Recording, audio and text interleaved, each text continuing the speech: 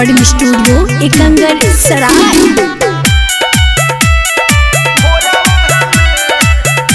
Presented by किसका films. ठंडा में लेके सूते कोराबा में, ठंडा में लेके सूते कोराबा में, मजा लेके छोड़ देला भोरवा में, मजा लेके छोड़ देला भोरवा में।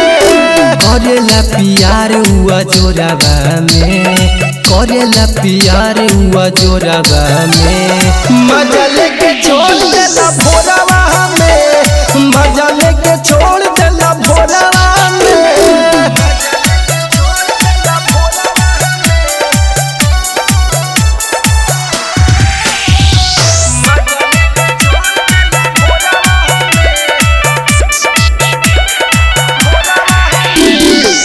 बाट बेहाया खोल दिल साया, कहाँ जाके लुकाए।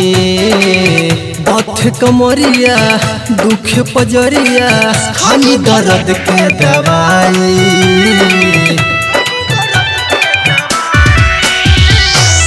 बाट बेहाया खोल दिल साया, कहाँ जाके लुकाए। बथ कमरिया दुख पजरिया, खाली दर्द के दवाई। डाल के सुतेला चोचे ठोरबा में, डाल के सुतेला चोचे ठोरबा में, मजा लेके छोड़ देला भोरवा में, मजा लेके छोड़ देला भोरवा में। करेला प्यार हुआ जोराबा में, करेला प्यार हुआ जोराबा में, मजा लेके छोड़ देला भोरवा में, मजा लेके छोड़ देला भोरवा में।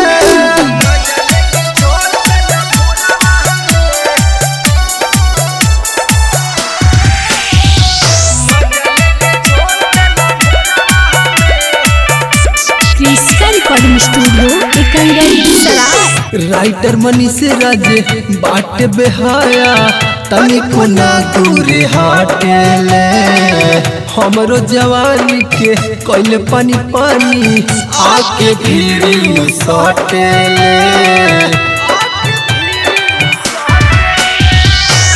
राइटर मनीष राजे बाट बेहाया, तनिको ना दूर हटेले। हमरो जवानी के कोइले पानी पानी, आके भीरी सटेले।